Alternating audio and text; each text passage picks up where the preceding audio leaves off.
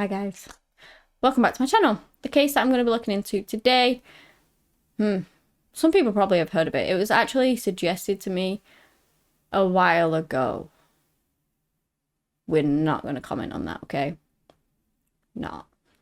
It is of the Staudte family. Anyone heard of that family? Yeah. Some twisted ass shit. Oh, pardon my French. Let's jump right in.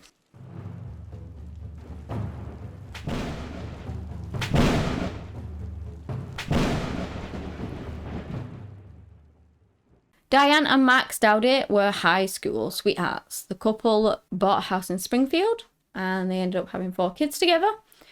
They had Sean, who at the time of this occurring-ish was 26, Sarah, 24, Rachel, 22, and Brianna, who was 9. Diane was a church organist at Redeemer Lutheran, and Mark was a lead singer and guitarist at the local blues band, which was called Messing with Destiny. Though he really enjoyed that, you know, of course it didn't end up bringing in a lot of money for the family, which meant that Diane, the mother, would be the breadwinner for the family, basically. I guess sometimes you have success and sometimes you don't. Even if he did make a decent amount of money one time, like, he might not do that next time. Do you know, it wasn't a steady income, whereas Diane's was. She was actually a nurse. So, yeah, she was providing not everything for the family, but, you know, the majority. And not only that, the couple did face some challenges with their children as well. Brianna actually had a learning disability. Sean was on the spectrum, so he had autism. And Sarah, she didn't have anything like that, but she went to college and she was still living with her parents. She didn't have a job. So she had no income, no money coming in, and couldn't like help out with the family in that sense, if you get what I mean. She also was amounting up like a massive amount of student debt, like students do, you know, they all do that. But yeah, these were things that would come out later with regards to one person picking them out. You'll know what I mean in a bit. Now, Rachel was Mummy Dearest's favourite. Diane was Mummy Dearest. Rachel was a superstar in her mum's eyes. She was the golden child. She was a musician. She played the flute, which her mother played the organ, so loved music and was a musician herself. She loved math, chemistry, art, and poetry, and just basically she could do no wrong in her mother's eyes. And Diane would often outwardly show that you're not supposed to have favourites of your kids. But Diane did, and she would outwardly show it all the time, like on Facebook, praising her on her achievements and stuff like that, and she never ever did it with the other children at all. I believe on her Facebook she did one thing with regards to Sarah, and that was like a photo of her graduating, and that was it. Now we're going to skip to April of 2012, okay? Tragedy hits the Staudte family. So I did actually find some Facebook messages, I think they were Facebook or tweets, I can't remember now, of Sean posting about how over the course of, I believe it began, I might be wrong, on like the 1st of April, and then I don't know whether it was 7 days or 10 days. The 1st of April was him saying that his father was not well, and the last one was his father having died.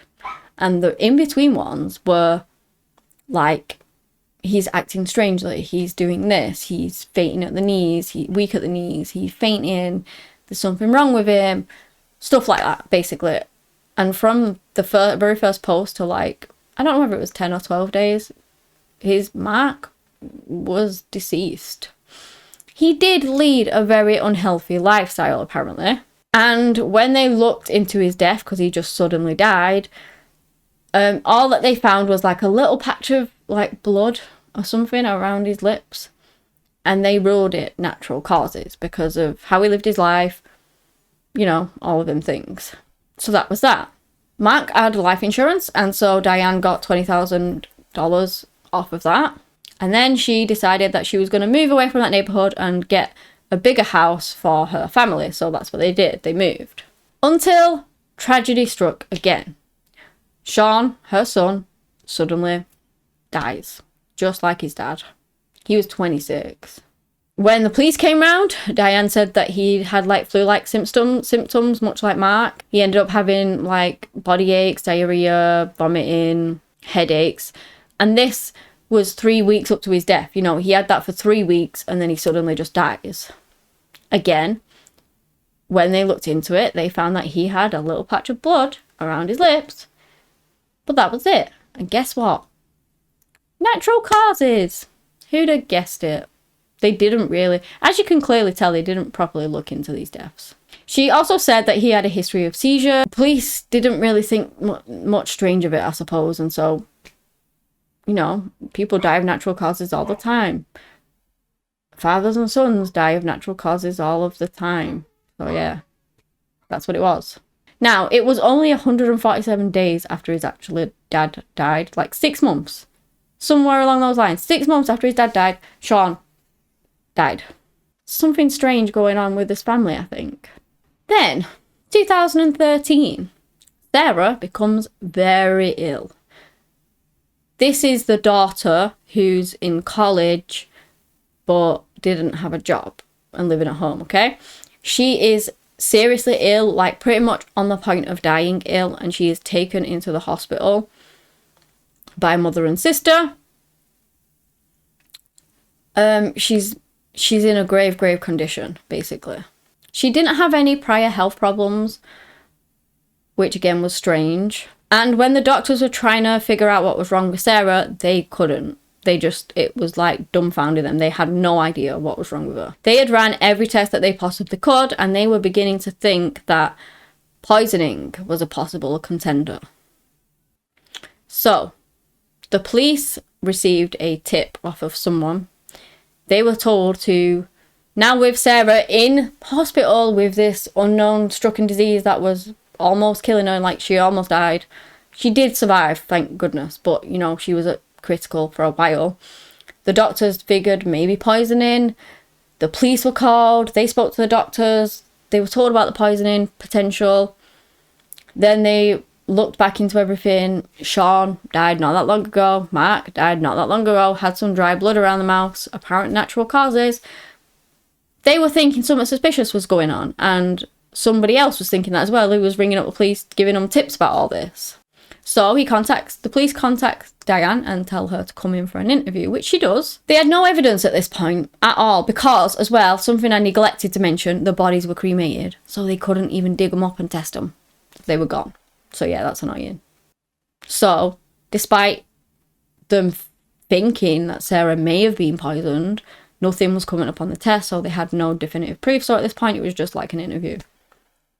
So she did come in. And she spoke to the police. She began saying a few things that didn't really make sense. And she was going on about Mark, how he was, like, abusive towards her, I believe. And, like, he didn't earn any money. She was the breadwinner. She went on about Sean, how, I don't know, he was just a pain in the butt for her and all of this lot. How Sarah was a pain in the butt for her. And Diane's story just didn't make much sense of everything that she was saying. For everything didn't make any sense. Also, the detective decides to like put on a bit of pressure, and that's when she started to unravel and give out the whole gruesome details of everything that she had done. You can watch these interviews as well. So a story slowly starts to sort of slip down and unravel, and then eventually she starts going on about antifreeze. At first, she tried to say that they were drinking that to try and, you know what I mean? But that didn't fly, basically. You know, no one thought that was the case. And so eventually she confessed that she was the one that was actually giving it to them. And, you know, that was pretty surprising, but the reasons behind it were more surprising. I've already given you some. She hated Mark's guts, apparently. That's exactly what she said. She hated his guts. She said that Sean was a burden. Something along the lines like he's worse than a pest. That's her own child she's talking about. Honestly. She went on about Sarah having the student loans and how she wanted to get her out of the way because she was a pain too. She just confessed to everything. She killed Mark. She killed Sean using what I just said. Sort of putting it in over the course of a couple of days or weeks or whatever. And obviously it's poison, so she poisoned them. With this confession, she was taken into custody, but that is not where the story ends. Because they get a warrant, and so they search the Staudte household, and they find a diary in Rachel's bedroom. A tell-all diary. It was a little purple book, and inside it, Rachel detailed the upcoming deaths of her father and brother. Premeditation. She wrote how she knew what was happening and that how she was trying to come to terms with it. And so obviously that's implicating her in this. She knows what was going to happen. Okay, maybe she didn't do anything, but she knew that it was happening. So she'd obviously talked to her mother about it. So then they brought in Rachel for questioning and did an interview with her. Again, it pretty much started the same. Then they confronted her with a journal. She just brushed it off as saying that it was dreams and she was just writing them down.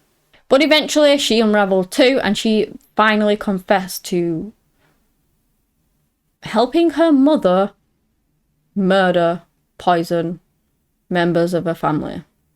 Apparently they'd done their research too. They looked at all these different other stuff to do it, and they chose that because it was like tasteless and things like that, and so nobody would ever know.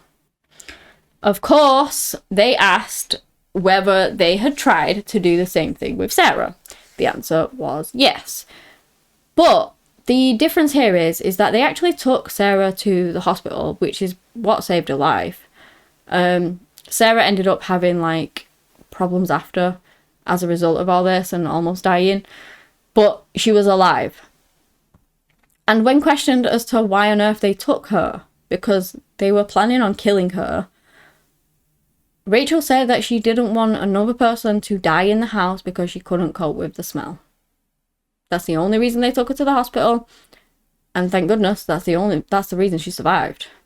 One to die in the house. And why is that? Because houses are nasty after somebody's died in it. And then they revealed that not only were they gonna finish off Sarah, and that would be the end of it, they were gonna go after their youngest as well. Brianna. They were gonna go after Brianna, who was 9 years old at the time. They wanted to get rid of everyone. Diane just wanted her and Rachel.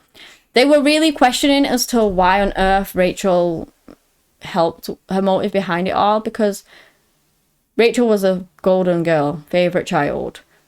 It's believed that she probably could have talked her mother down and talked her around to not doing it, but she just helped anyway. So yeah, I don't know. Both Diane and Rachel pled guilty to 2 counts of murder. That was in 2016. At the trial, Rachel apologised for her part in murdering her family. And yeah, they both got sent to prison, thank goodness. They wiped out 2 people out of their own family. Thank goodness the other 2 survived. Thank goodness Sarah survived and the other one wasn't touched. She was 9 years old. Absolutely heartbreaking what happened to them. And just goes to show that, you know, happy families and all that. Yay. That is the end of this case, though. That's all I have today on the case of the Staudte family murders. Thank you so much for watching, and until next time, bye.